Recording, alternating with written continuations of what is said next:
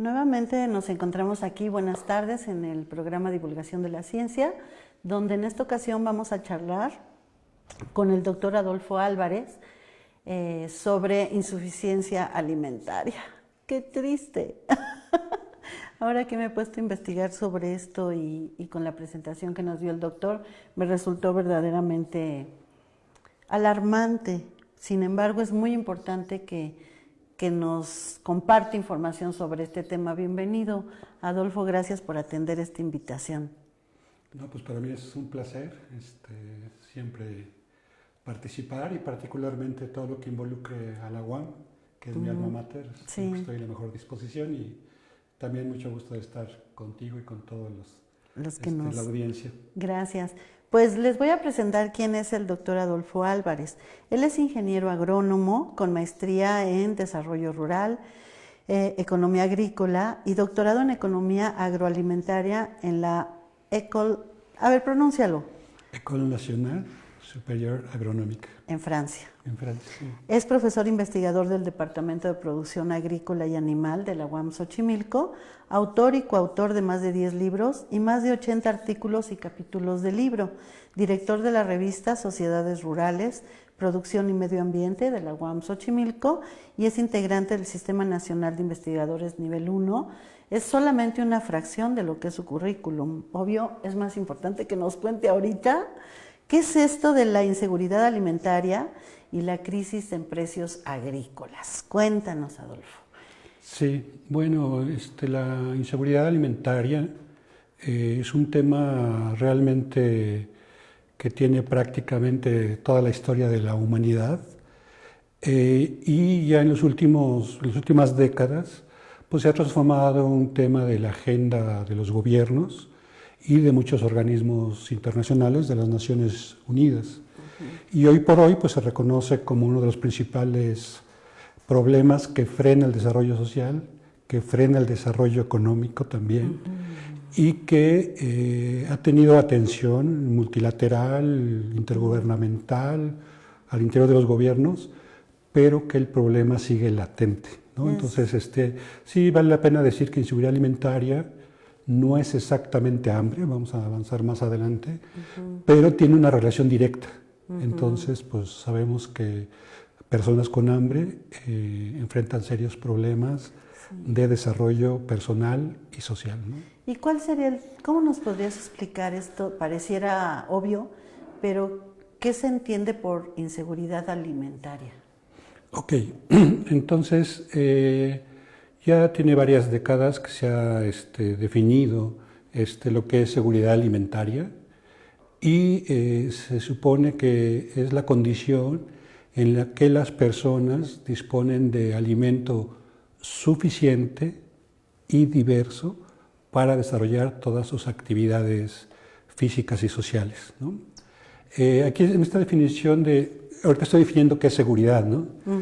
Es importante notar el aspecto tanto biológico, nutritivo, como el aspecto cultural, porque se dice en la definición que deben ser alimentos acordes a las costumbres, a las tradiciones de cada grupo social, de tal suerte que en México, pues el caso del maíz, de la tortilla y otros derivados, sería un aspecto fundamental de la dieta. Entonces, a la inversa, inseguridad alimentaria es justamente que no se cumplen estas condiciones para tener una dieta suficiente y variada para desarrollar todas las capacidades cognitivas, sociales, etc. Y esto es en todo el mundo. Quizá no en mayor grado en un país que en otro, o en una región de un país, pero en todas partes está el peligro de la insuficiencia alimentaria. Bueno, realmente es un problema global, como ahora decimos, ¿no? México es un país que evidentemente presenta este problema, pero el problema incluso es mucho más grave en zonas particularmente africanas, ¿no? Donde 50% de la población se encuentra en los rangos de inseguridad alimentaria. Y en América Latina pues tenemos regiones como todas las islas de las Antillas, donde el problema de inseguridad alimentaria es grave, Centroamérica y en México también. O sea, es en menor medida, pero sí lo seguimos padeciendo. ¿Esto es por las condiciones de los suelos que están mal utilizadas o por la geografía específica del lugar que no da condiciones para generar alimentos? Sí, esa es una pregunta muy interesante. Bueno, se ha detectado que el tema del hambre, de la inseguridad alimentaria, tiene una relación directa con la pobreza. Digamos que son dos fenómenos correlacionados. Y digamos que en países de América Latina, pues la pobreza está directamente vinculada a la inequidad en la apropiación de los recursos. No es tanto que la tierra sea pobre o sea de mala calidad, sino que son superficies muy pequeñas, el famoso minifundio que conocemos en México, y que eso provoca que se obtengan rendimientos muy bajitos y que ni siquiera alcance en muchos casos para autoabastecer de alimentación a la población rural. Hay que decirlo que la población rural tiene un problema de afectación más grave que otros grupos sociales, ¿no? Sí, fíjate que antes de la pandemia me tocó hacer un ciclo sobre el maíz, muy bonito, también muy impactante, y tuvimos dos documentales, el de el maíz en un país en guerra y el otro que era el de Zuno. Qué interesante saber, pero además la dificultad que existe para que el producto nacional, el maíz mestizo se le llama, pueda seguirse, el nativo, creo yo, pueda sobrevivir contra los intereses comerciales de grandes productores que unifican el tipo de maíz en una región y dejan atrás las características culturales de la zona y también menosprecian el trabajo del campesino local. Sí, realmente quizá el maíz sería bueno, para los mexicanos, evidentemente es un cultivo simbólico, básico, pero sí refleja un poco esta polarización de la que yo hablo, ¿no? Podemos ir a Sinaloa y encontrar todo mecanizado, irrigado, con rendimientos de 12, 14 toneladas por hectárea, y podemos ir a zonas de Oaxaca, de la Sierra de Puebla, donde son zonas relativamente secas y el rendimiento puede ser de 1 tonelada y media, etcétera, no, a veces incluso menos, y eso es lo que genera que haya insuficiencia alimentaria para las familias, pero también para las regiones, ¿no? Porque los campesinos, sobre todo los de bajos ingresos, privilegian su autoabasto, pero también una parte para la venta, para comprar otros bienes, sea bienes del hogar, sea los propios insumos agrícolas, ¿no? E incluso entonces, para resembrar, ¿no? Sí. El abono, la semilla. Tienen que gastar en ese tipo de insumos, a veces en la semilla no, porque conservan, en muchos casos, sobre todo los pequeños productores, conservan parte de la cosecha para resembrar, ¿no? Bueno, entonces regresando, traes una presentación, ¿quieres que la pasemos para que veamos algunos datos? Sí, me gustaría que revisáramos algunos datos que nos ayudarían a entender el problema, porque no lo he dicho, pero me trato un poco de hablar de manera general lo que está pasando a nivel global, ¿no? Y ya podremos ver. Ahí ustedes están viendo un guión, ¿no?, de lo que es la presentación. Son 4 puntos en esencia para terminar con las consideraciones finales. Vamos a pasar muy, muy rápido, pero sí me gustaría empezar con este tema de los Objetivos de Desarrollo Sostenible. Este es un tema pues muy actual, lo cual fue promovido por la ONU, la Organización de las Naciones Unidas, y que suscribieron la mayoría de los países, entre ellos claramente México. Ahí se fijaron 17 objetivos de desarrollo sostenible, pensando que en el 2030 pues se acabaría el hambre, se iba a combatir la pobreza, se iba a proteger al planeta por la degradación de los recursos naturales. Digamos que objetivos muy ambiciosos, ¿no? ¿Esto cuándo se firmó? Se firmó en 2015. ¿Y pensaron que en 15 años podían revertir el daño generado en generaciones? Y entre esos el objetivo 2 es porque sigue vigente, del hambre cero, ¿no? Entonces el hambre cero pues se vinculaba justamente que la totalidad de la población estuviera en un régimen de seguridad alimentaria por un lado, pero ahí es donde se vincula con la agricultura. Es decir, que los agricultores tuvieran tierra suficiente, tuvieran insumos, y eso ya va acompañado pues, de educación, de asesoría técnica, de incorporación tecnológica para obtener lo que se requiere pues, en el mundo y en particular en México. Aquí también vale la pena decir, el tema del hambre y de la inseguridad alimentaria no necesariamente es un tema tecnológico. Si nosotros dijéramos cuánto tenemos de comida y lo dividiéramos entre la población mundial, que estamos ahí por casi cerca de los 8.000 millones de habitantes, alcanzaría. El tema es un tema de distribución. Los alimentos, los recursos, etcétera, están repartidos de manera muy desigual, con unos que comen muchísimo, y eso nos lleva a otro tema que es malnutrición, ¿no? Porque ahí está el tema de obesidad y todos estos temas con enfermedades como diabetes, etcétera. Y en el otro extremo, pues tenemos el problema de personas que no logran garantizar su mínimo calórico, ¿no? Entonces, sí estamos en extremos y creo que es esa desigualdad que está un poco... Desigualdad del sistema social y económico que está atrás del tema del hambre. Digamos. Y esto que decías de los mecanismos de distribución, o sea, hay lugares donde se da algo, pero puede haber una guerra como lo que pasó en Ucrania y Rusia que paralizó, ¿no? La distribución.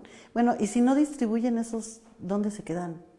¿O se les echa a perder o se van para otro lado? Son desperdicios, ¿no? Esto es increíble. Quizá tocando otro tema de los que teníamos preparados, justo eso está pasando ahora en Ucrania, ¿no? Que en tiempos anteriores a la guerra se le denominaba como el granero del mundo, porque produce una gran cantidad de trigo, de maíz, de girasol, y se distribuía en muchísimos países del mundo.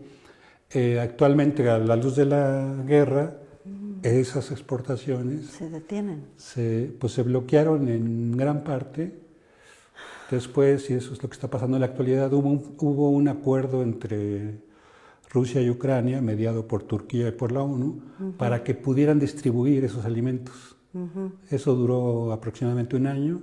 Hace 2 meses, 1 mes y medio, se suspendió y ayer anunciaron que otra vez se lograba ese acuerdo y que las cosechas de Ucrania van a volverse a distribuir, lo cual me parece una excelente noticia, porque Ucrania pues aprovisiona muchos alimentos a África principalmente, que es donde el problema del hambre está gravísimo, ¿no?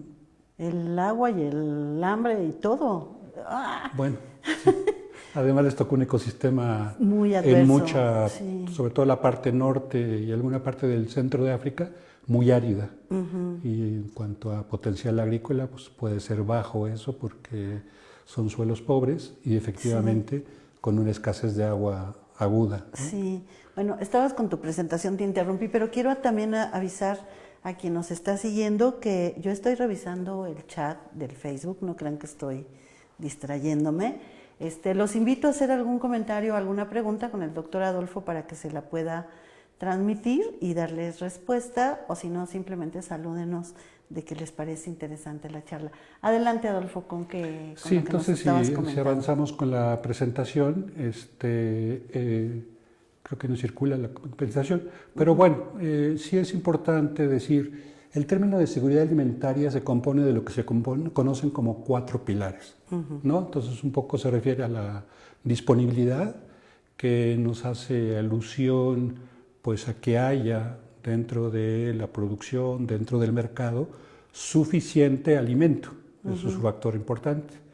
El segundo pilar que vale la pena destacar es el de acceso, es decir, que las personas puedan obtener ese alimento que está disponible.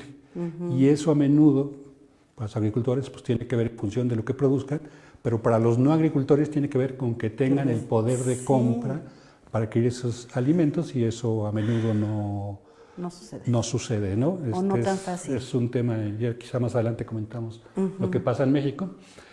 La utilización se refiere a cómo se aprovecha el alimento por parte del organismo. Entonces, alguien que esté desnutrido, alguien que esté con déficit calórico, no va a aprovechar adecuadamente los alimentos. Claro. Y eso empieza a generar retrasos en crecimiento, retrasos psicológicos, pedagógicos, claro, sí. Y el último tema, el último pilar es el de estabilidad.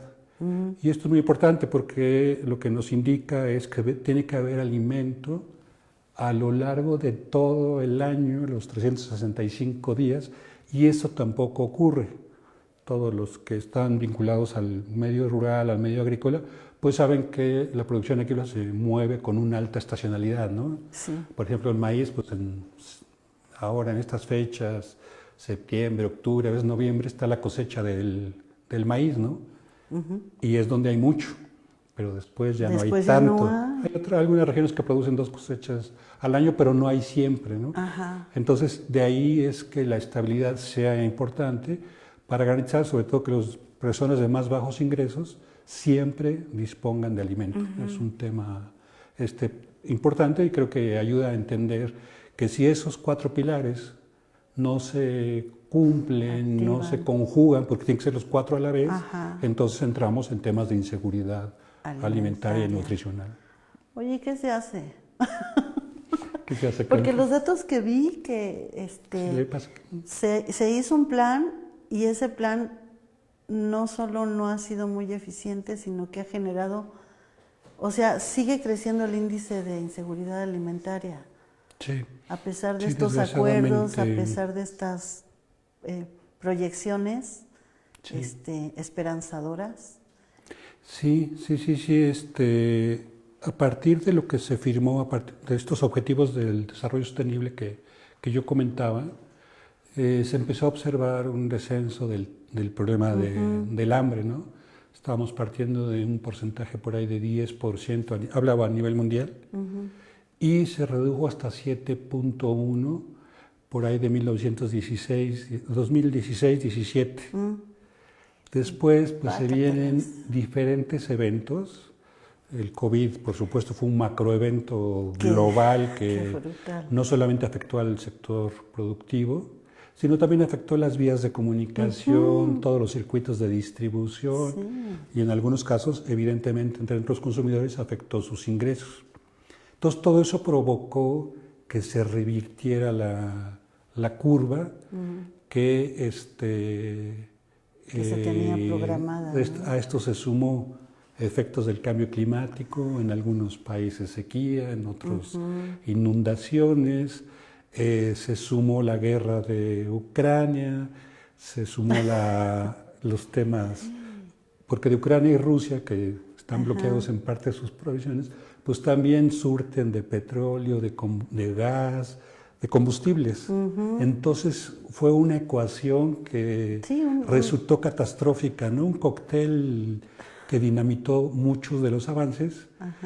Y entonces estábamos en un porcentaje más o menos de 7.1, 7.2 de personas con hambre en el mundo, y en 2022 otra vez regresamos al 9.8, 9.5. Digo estos valores porque no hay uniformidad, hay cálculos o estimaciones diferentes, pero digamos que anda entre 9 y 10%, y quiere decir que hubo una regresión en el término de combatir la inseguridad alimentaria, del hambre, y que entonces la meta que se tenía fijada para 2030, que era eliminar el hambre, hay que replantear prácticamente todo. Está imposible de alcanzar en estos momentos, pero sí genera una alerta gigante para que los gobiernos, para que la sociedad en general reaccione frente al problema del hambre, ¿no? Eso sí está de por medio. Sí, como problema catastrófico global implica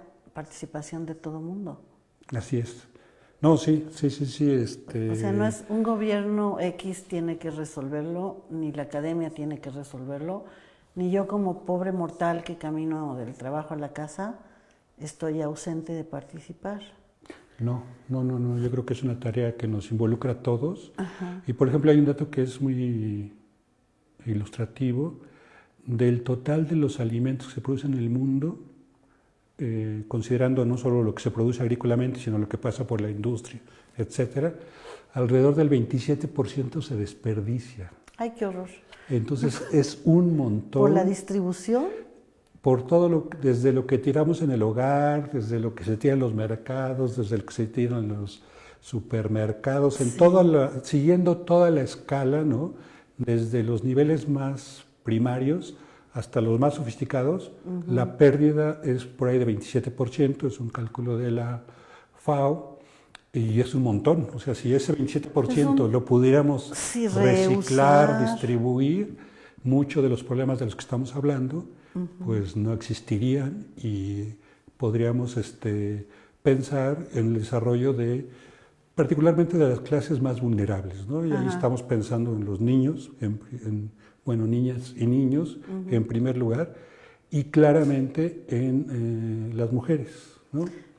Porque entre la inseguridad alimentaria de mujeres y hombres, también las mujeres una son más distinción afectadas. está siendo más afectado en el caso de las mujeres.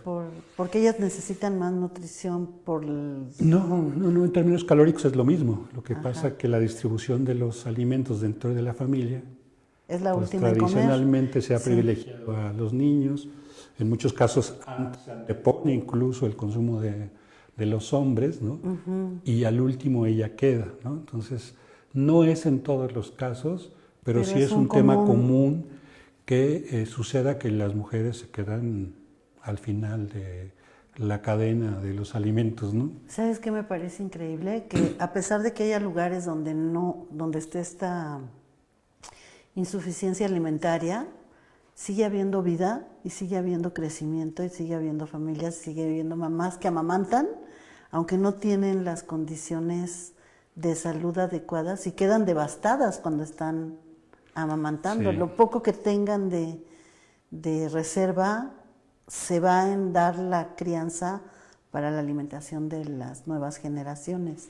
Sí, sinceramente, bueno, yo no soy nutricionista, pero trabajando en este tema sí he estado en zonas muy marginadas, muy pobres, y pues te presentan a ciertas personas y particularmente a las mujeres, ¿no? Que te dicen tengo 35 años y parece y comparado con una mujer del medio urbano pues parece 10, 20 años más, y es este desgaste de falta de alimentos asociado a trabajo agrícola, rural, al amamantamiento y a todas las funciones que socialmente desarrolla y que lo hace con un desgaste calórico, energético muy alto que pues, las pone en una situación muy vulnerable en términos nutritivos, de salud, etcétera. Y pues ahí es una parte donde ya la cadena de alimentación, nutrición, se empieza a romper porque es una parte medular de una familia, ¿no? Oye, y entonces, ¿cómo le hacemos para tener como un poco más de información o saber qué pasa esto del 27% que se desperdicia? ¿Qué tendría que hacer quién para que ese desperdicio se vea que es un desperdicio y se tome una conciencia para reusarlo, reutilizarlo, reubicarlo, reprocesarlo, lo que tenga que hacerse? Sí, y hay muchos esfuerzos, tanto privados como públicos, en ese sentido. Justo ayer tuvimos una visita a la central de abastos aquí de la Ciudad de México, que es mágico, el mercado más grande de América Latina. O sea, no solo de México. No, es un gigante de mercado alimentario, de productos agrícolas. Y sí veíamos que se está, por un lado, aprovechando cada vez más. En algunos casos se hacen donaciones grandes a asociaciones de atención a niños, atención a mujeres, etcétera, que recuperan la fruta, las verduras, legumbres, con más madurez, que ya no se comercializan fácilmente, y ellos lo reincorporan a la cadena. Pero de todos modos, pues son esfuerzos que por ahora resultan totalmente Mínimos. pequeños respecto al problema que tenemos. Y creo que la actitud, la estrategia para que bajemos el desperdicio, pues radica desde las casas, desde los Desde esas gobiernos. mamás que apenas les queda energía para ver si les alcanza de comer y aparte decirles no desperdicies. El problema aquí es que reduzcamos el desperdicio no garantiza que los alimentos se van a distribuir. Claro. Entonces debe ir acompañado con una optimización del aprovechamiento de lo que tenemos en los hogares, en los comedores, en las instituciones, y acompañados de sistemas de distribución mucho más eficientes. Ya pues, tenemos tanta tecnología que esto es totalmente factible. Sin embargo, pues otra vez, los más pobres son los más alejados, no hay carreteras, no hay refrigeración, muchas cuestiones que impiden que los alimentos lleguen hasta sus mesas y mejor hasta sus organismos, ¿no? Que es lo que se plantea en este tema de inseguridad alimentaria. Fíjate, nos está diciendo Rodrigo Romo Rocha. Hola Rodrigo, buenas tardes, gracias por estar aquí. Hace como 20 años se crearon a través de Zagarpa las OEDRUS, Oficinas Estatales para el Desarrollo Rural Sustentable. ¿Sabes si siguen funcionando? No lo sé con certeza, pero entiendo que ya no, ¿no? Entonces sí eran organismos de planeación donde se manejaban las estadísticas, una en cada estado, ¿no? Y eso justamente un tema que tenemos aquí como falencia, como problema, es la planeación. Entonces todos esos organismos ayudaban.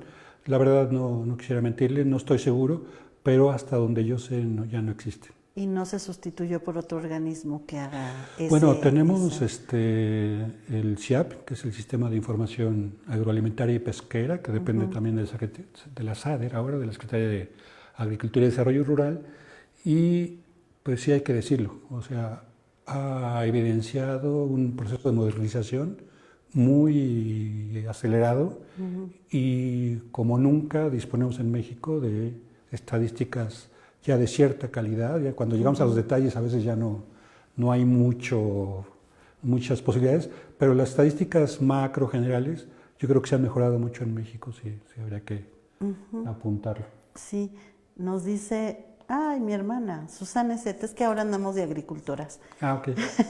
Susana dice, ¿cómo se puede reducir el desperdicio de comida? Ella, por ejemplo, les voy a presumir, ella lava los trastes con un jabón orgánico y entonces es agua de lavado de trastes, la recopila, la junta en una cubeta, la saca para regar un jardincito de 2 metros cuadrados que tiene afuera de su casa y tiene granada, limón, zarzamora.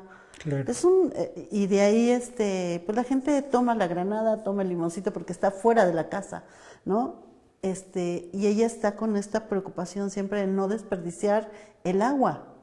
Ya no digas nomás la comida. Tenemos que empezar por ahí. El agua para poderla tener en el baño, reusarla para el excusado y también para regar, ¿no? Entonces desperdiciamos muchísima agua. Sin duda. Sí. Hay que recordar que 75% del agua se dedica a actividades agrícolas y pecuarias, ¿no? Todo el sector. El grueso del agua está ahí, es ahí donde desperdiciamos.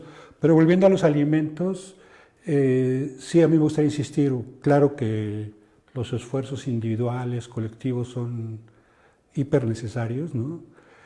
Pero si no acompañamos esto de esquemas de distribución y de dotar de almacenes, de carreteras, de refrigeración, y eso, cuando decimos refrigeración, pues implica llevar electricidad a las regiones más alejadas, etcétera, no es factible que podamos atender el tema de inseguridad alimentaria que padecen particularmente las comunidades rurales, ¿no? No solo, pero está más acentuado allá. Por ejemplo, aquí en la ciudad nos quejamos de ver a los trailers, ¿no? Ay, es que se hace mucho tráfico, es que te entorpecen. Sí, pero si no, no tendríamos los alimentos que vienen de fuera de la ciudad.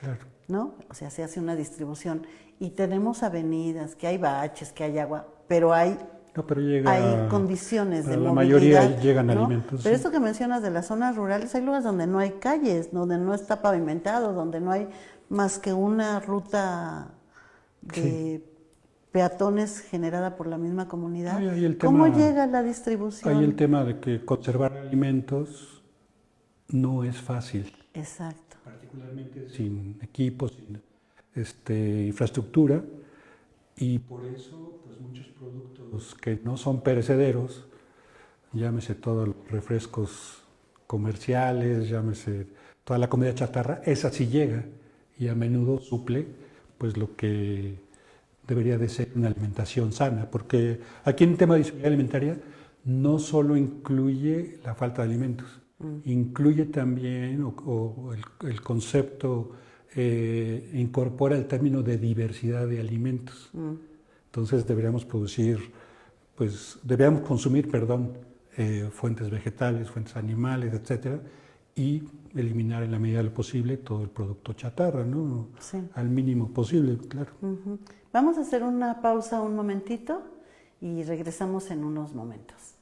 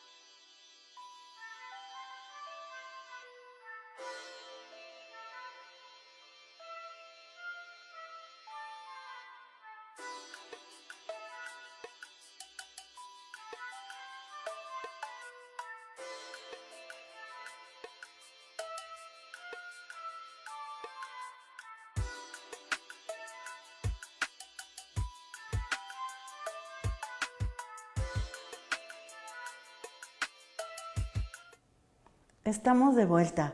Bueno, aquí con el doctor Adolfo. ¿Qué pasa con los precios? Porque esto ahora sí es el tema, además. Sí, ¿no? sí. Bueno, quizá antes de entrar a los precios me gustaría que viéramos esta gráfica que está apareciendo en pantalla. Entonces, mostrar un poco de los 8,000 millones de habitantes que tenemos. Ay, sí, esa fue terrible. un tercio está con temas de inseguridad alimentaria moderada, pero 11.3 está o estaba en el 2022 con inseguridad alimentaria severa. Entonces, ahí es donde encontramos el problema del hambre. Esto es a nivel global, digamos, ¿no? Del mundo. Pero si ustedes se fijan, por ejemplo, lo que pasa en África, 61% prácticamente tiene inseguridad alimentaria moderada, y dentro de ellos 24%, casi un cuarto de la población padece hambre. Entonces el problema ya está muy grave, y ahí sí encadenamos con lo que es el aumento de precios, ¿no? Entonces mucho del problema que se está revirtiendo en el mundo tiene que ver en el costo de los alimentos, que están muy altos y que mucha población no los puede comprar, ¿no? Y en África menos. En África el problema es mayúsculo, ¿no? Sí. En América Latina, comparado a nivel internacional, estamos relativamente en una situación intermedia, pero no se presenta la gravedad de África, ¿no? En comparación con Estados Unidos y Canadá.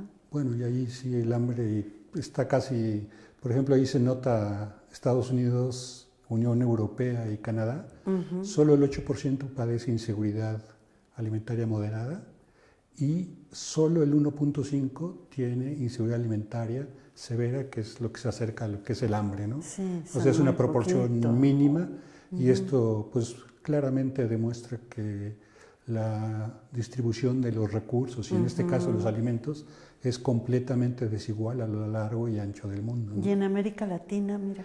En América Latina pues estamos con 22%, un poquito más, de población en inseguridad alimentaria moderada, y 12.5% de inseguridad alimentaria severa. No es una cosa, no es un aspecto menor, pero digamos que comparado es menos grave. Sin embargo, sí hay exigencias de que es un tema que se tiene que seguir atendiendo. Yo sí quiero remarcar, ha habido muchos esfuerzos gubernamentales, multilaterales para atender el tema, pero claramente estamos en un proceso de retroceso desde 2017-18 para lo que llevamos actualmente, ¿no? Mira, nos dice Uciel Márquez, los costos de los alimentos podrían disminuir si no existieran muchos intermediarios para la distribución. Quiero decir que si los agricultores pudieran vender sus productos de forma más directa, podríamos conseguir alimentos más baratos y quizá apoyar a las comunidades agrícolas. Totalmente. O sea, un poco el problema que tenemos a nivel de alimentación es la desconexión progresiva que se ha dado entre el productor primario y el consumidor. Casi todos ya o pasamos por el mercado de la esquina, o la central de abastos, o un supermercado. Estoy hablando de las personas urbanas, ¿no? En el medio rural también se da un poco esta situación, ¿no? Y eso claramente encarece los productos, ¿no? Hoy veíamos en un estudio que estuvimos haciendo, en el caso de frutas tropicales, el producto pasa por 7 manos o sea, saliendo del productor, pasa por 7 manos para llegar al consumidor. Y esto se incrementa, cada uno le va poniendo Evidentemente, el precio. cada uno de los agentes que interviene, pues le agrega su utilidad, su ganancia, y eso hace que al final tengamos una diferenciación de precios gigantesca, ¿no? Si puede salir un producto de en 10 pesos que se le paga al productor, y puede llegar a 30 pesos al consumidor, y en medio se quedó. Está el caso típico de la leche, ¿no? Un productor está recibiendo entre 9 y 10 pesos, y nosotros estamos pagando a 24, 25, 26 pesos en una ciudad. En medio hay intermediarios, y también, por supuesto, pues, está el empaque, está la pasteurización, proceso que lleve a cabo, ¿no? Oye, pero en estos 7 personajes, en estos 7 intermediarios, también ellos tienen necesidad de vivir y de tener su economía. Entonces dices, bueno, ¿cómo no quieres que le suba? Como te dicen, es que a mí ya me lo subieron, ¿no? Cuando le piden un descuento, dices, le estoy dando al precio porque ya a mí me lo dieron en tanto. Así es. No, sin duda, su función social es importante, pero intervienen porque falta esa conexión entre agricultores y consumidores, ¿no? Si fuera una distribución equitativa de lo que se gana, pues qué bueno, pero la realidad es que el agricultor queda en clara desventaja. Totalmente. O sea, se dedica 3, 6, 9 meses a un cultivo y gana lo mismo que alguien que lo distribuye en unas horas o en pocos días, ¿no? Aparte que se acabó la espalda, es un trabajo trabajo agrícola durísimo, ¿no? Tú que lo has estudiado y que has formado ingenieros agrónomos para trabajar con la gente, o sea, hasta que estás en contacto con eso, se cobra conciencia del trabajo, ¿qué te diré? Es un trabajo brutal, en condiciones climáticas extremas. Eso, muy temprano, con un trabajo muy fuerte físico. Así es. Y con la incertidumbre de que se dé, porque te cae una helada, llueve en exceso como ahorita, viene el calorón que tuvimos hace poco. O sea, son todas las adversidades y no todo el mundo tiene para poner invernaderos, estructuras. No es posible, es relativamente costoso. Pero sí, los agricultores se encuentran con una actividad de las más riesgosas como actividad económica. Y el problema es que no solo es una pérdida en términos de ingresos, sino que también es una pérdida en términos de alimentación, y eso nos lleva otra vez al tema de que no tengan para el consumo suficiente a lo largo del año, ¿no? Que hablábamos que la estabilidad en el consumo es una condición importantísima para que se cumpla el término de seguridad alimentaria, digamos, ¿no? Bueno, y tú que eres un académico con prestigio, comprometido, trabajando en esto, ¿tú ves alguna posibilidad de que la vida nos traiga mejores condiciones? O sea, porque ustedes como investigadores proyectan, están en el día a día observando el fenómeno. ¿No es muy desesperanzador o...? Pues digamos que sí, en muchos aspectos. Yo veía que ayer el secretario de la ONU hizo un llamado que habíamos llegado a una etapa crítica en términos de cambio climático y que la hemos ignorado, ¿no? Y seguimos contaminando, seguimos desperdiciando, etcétera.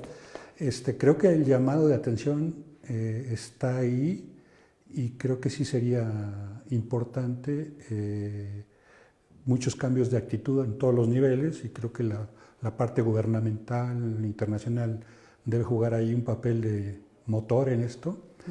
Pero sí, también considero que la tecnología, la ciencia ha avanzado mucho, que tenemos soluciones disponibles para revertir mucho de este deterioro que hemos provocado, pero que sí nos falta organización y fuerza social para que se cambien patrones de producción, patrones de consumo, de desperdicio, etc. Yo creo que tenemos soluciones que no están suficientemente aplicadas, digamos, ¿no?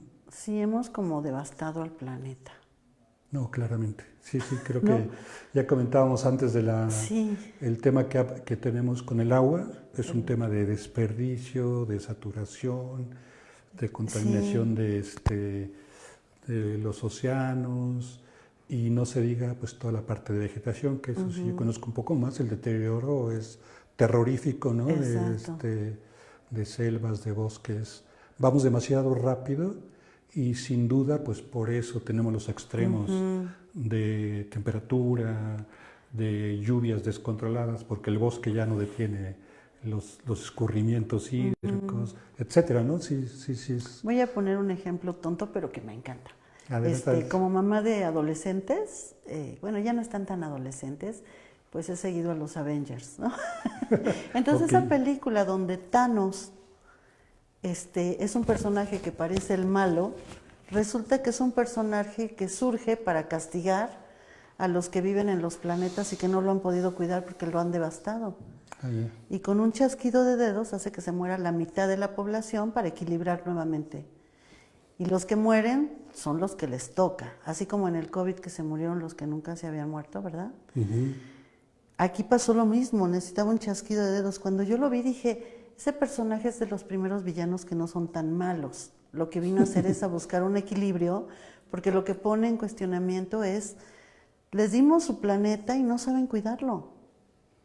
Ya se acabaron todo, entonces la única solución que tengo es, ¡pac!, hago un chasquido de dedos. Y es una película de fantasía, pero a mí se me hizo, con toda la información que ustedes me han dado y lo que conozco en la universidad, está perfectamente sustentada, no es ciencia ficción, es una realidad llevada a una película que pareciera de ciencia ficción, pero en realidad está hablando de la realidad. Pues yo creo que el tema es que sí tenemos soluciones y que con todo el crecimiento que tenemos de población en el mundo, yo creo que alcanza para que todos tuviéramos cierto nivel de bienestar. El tema es que hay una apropiación bastante desigual de los medios, empezando por el capital, por el dinero, ¿no? Y esto se extiende a los recursos. Yo creo que ese es el tema, ¿no? Los pobres no es que les guste ser pobres, es que no tienen condiciones de desarrollo. Los campesinos, pues uno encuentra campesinos con 30, 40 años de experiencia, que se la saben al derecho y al revés, pero ni tienen las dimensiones, ni tienen la capacidad de inversión, y que ese dinero sí está, o esos conocimientos sí están en el medio, pero a ellos no les llegan y no pueden revertir esta situación de marginación, pues que está un poco en todas partes, ¿no? Sí, cuando vemos esto del agua, que a los grandes productores les cuesta muy barata, ¿no? ¿Cómo por qué? O no pagan impuestos, o no la pagan al nivel del beneficio económico que les da al producir en tan grande cantidad los productos, y pagan muy poco por el servicio natural que están explotando del campo y del agua. Sin duda, sin duda. Yo creo que ahí radica parte del problema, y si avanzáramos en ese sentido, quizá podríamos disminuir sensiblemente pues, estos problemas como el que estuvimos hablando hoy de inseguridad alimentaria, ¿no? ¿Tú crees que sí se pueda hacer algo? Yo soy de los convencidos, ¿no? Que sí se puede hacer algo. Sí veo este desarrollo catastrófico que estamos llevando a cabo, pero no me gusta detenerme ahí porque inmoviliza. Y creo que lo que se requiere es, al contrario, movilizarnos en el margen que tenemos para que pues todo tengamos respeto por los equilibrios de los ecosistemas, por el ciclo del agua, por todo lo que nos rodea, y siempre poniendo o anteponiendo a las personas como un centro de desarrollo, de un desarrollo mucho más equilibrado, mucho más equitativo, ¿no? Fíjate, aquí nos dice Uciel Márquez, jeje, pero el genocidio no es la solución. No, claro que no. Yo, por ejemplo, por tener estos datos y ver esa película, me puse a sembrar, ¿no? Bueno, sí, ya genera una reacción positiva. Exacto, entonces eso, lo que es interesante es cómo puedes tener reacciones positivas con información tan negativa, ¿no? En la medida en que uno pueda, no se trata de, ya voy a ir a acabar con los malos que producen grandes cosas y no pagan impuestos. Lo que yo tengo lo pongo a que la tierra se active, porque además le estoy haciendo un bien a la tierra, de que dé alimentos y ver cómo se distribuye lo que se tiene, pero además lo cuidas y te das conciencia del trabajo que cuesta poner una siembra de maíz y cosecharlo. Ahora nos falta, ¿qué hacemos con las mazorcas que quedan? ¿No? Sí, no, este proceso de distribución que está exacto, es un trabajo fuerte, ¿no? Sí, tremendo. Mira, nos dice Rafa, hay muchos problemas y crisis sobre la comida y pienso que es algo difícil que se arregle completamente. Mientras la gente tenga comida en su mesa, no le importa lo que pase en otros lugares. Pues sí, así es. Posiblemente sí, no tenemos, digamos que la Conciencia. distancia, a veces ni la información de lo que están padeciendo otras familias, otros grupos sociales, y quizás es un poco lo que falta, ¿no? Tomar conciencia de este problema. Y pues cada quien desde su espacio, el más pequeñito que sea, creo que puede incidir para ir dándole la vuelta. Hay muchas personas con mucho poder adquisitivo, incluso con muchas formación académica que dicen, mis hijos que se vayan a vivir al extranjero, allá en Europa o en Canadá o en Estados Unidos, donde no hay estos problemas, para que estén mejor. En lugar de decirles, aquí donde estés, ponte a tomar una acción positiva para revertir el daño que se genera en tu región. Eso a mí me ha parecido sorprendente, que personas con alto nivel académico, en lugar de crear conciencia entre sus mismos hijos, y a lo mejor vete de aquí porque ya está muy mejor. Y bueno, ¿y aquí qué? No, pero aquí hay muchos profesionistas, y aquí en la universidad lo vemos, muy comprometidos, ¿no? Y trabajando, pues cada quien en su especialidad, en su espacio, con pequeños contribuciones que al final se vuelven importantes, ¿no? Yo sí tengo confianza en que algo se tiene que sacudir para que reaccionemos, pero pues hablando de que estamos en un espacio universitario, creo que entender, estudiar, comprender los diferentes fenómenos que nos están afectando es la manera de empezar a revertirlos, digamos, ¿no? A cambiar dinámicas que pues, se han vuelto perversas para nuestro desarrollo, sin duda. Sí. Nos dice Susana Ezeta, te digo que es mi hermana, por si alguien lo duda. Creo que está toda la familia. Dice, ¿el gobierno actual ha apoyado al campo a diferencia de otros sexenios? Pues es difícil responder, pero digamos que en presupuesto no necesariamente, ¿no? No hay presupuestos más grandes.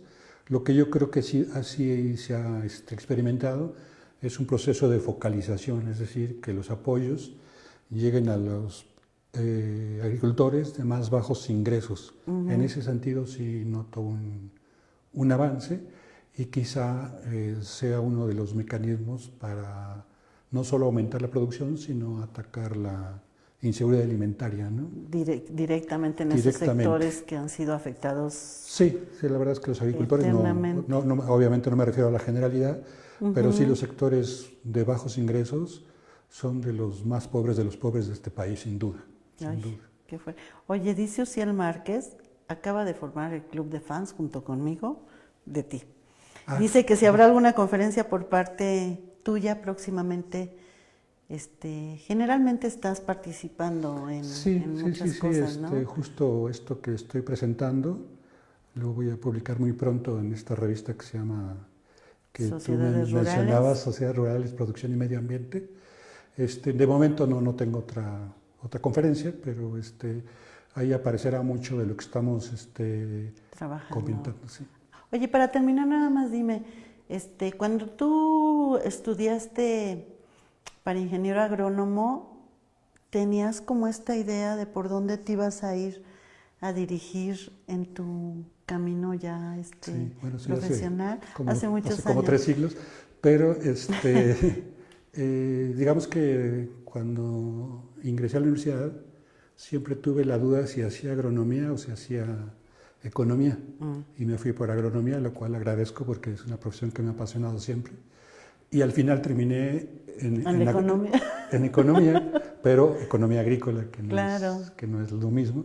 Y entonces he podido combinar ambas áreas, y la verdad es que es algo que me gusta, que me apasiona, y pues en eso estamos. Sí, me gusta mucho preguntarles eso porque cuando nos ven jóvenes, hay veces que dicen, yo con esta profesión voy a lograr taca, y si no lo logran hay frustración, cuando en realidad la universidad lo que te da es la posibilidad de abrir el pensamiento y decir, wow, esto era lo que yo pensé o ni siquiera me imaginé, y se abre esta brecha, voy. Yo creo que en casi cada campo hay oportunidades.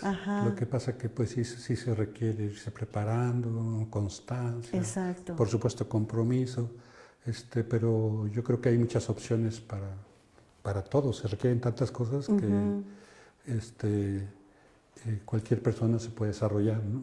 Claro. Ay, pues ya nos tenemos que retirar, oye. Pero bueno, generalmente la UAM, tanto en Rectoría General como en las unidades, o nosotros en UAM Xochimilco, siempre hay una serie de actividades, foros, conferencias, seminarios, que se organizan desde las divisiones académicas, desde la Coordinación de Extensión Universitaria donde estoy yo, donde se está buscando que se hable del conocimiento que ustedes generan. Claro. Y es muy importante que una de las acciones positivas sea estar al pendiente, ¿no? Yo creo que no podemos hacer tantos TikToks al respecto. Yo sé que para mucha juventud ese es un medio maravilloso, pero también los invitamos a que en estas charlas más amplias se acerquen, ¿no? Y busquen esta información que es relevante para todos. Para mí, entender este concepto de la inseguridad alimentaria, lo que estuve revisando que es el hambre. Ay, es que tengo hambre. No, espérate, es un tema, es un término mucho más muy amplio y además que es devastador cuando lo revisas así a detalle, ¿no? Como lo que hablamos el martes del agua o ayer que hablamos del cáncer bucal y que no sabemos que nos tenemos que ver la boca. Sí. Ponerle atención. Entonces, creo que toda esta información que afortunadamente tenemos este espacio para compartir nos puede dar esta alternativa de tomar cartas en el asunto, en la vida que vivimos en este mundo y en este planeta que estamos habitando y que pues ya lo hemos devastado mucho, pero podemos hacer cosas en nuestra pequeña trinchera. Tenemos muchas opciones, pero hay que hacerlas pronto, sí, sin duda. Adolfo, yo te agradezco muchísimo que hayas aceptado esta charla, un placer. Que hayas compartido con nosotros. Muchas gracias y bueno, me despido, pero primero quiero despedirme y agradecer al equipo de TV UAM, todo su equipo, las chicas del equipo de TV UAM, con Omar Quintero a la cabeza, y también a la doctora Marta Isabel Flores, quien es la coordinadora de extensión universitaria, donde pertenece este proyecto, a la doctora Angélica Buendía, que es la secretaria de la unidad Xochimilco, y por supuesto al doctor Javier Soria López, quien es el rector de la unidad Xochimilco en esta Universidad Autónoma Metropolitana. Les agradezco muchísimo su presencia y los espero el próximo martes, donde seguiremos con este tema de la crisis hídrica en el Valle de México, que es un gran tema, donde participan miembros investigadores de la Red del Agua de la UAM y donde estamos hablando de esa problemática que nos atañe como todo a todos. Sin duda. ¿Sí? Los espero el martes a las 2. Y el jueves siguiente vamos a hablar con el doctor Manuel Canto sobre derechos humanos, democracia y bienestar. Que es otro tema grande. Son los grandes temas que toca esta universidad y nuestros investigadores están aquí para contarlo. Muchísimas gracias y buenas tardes.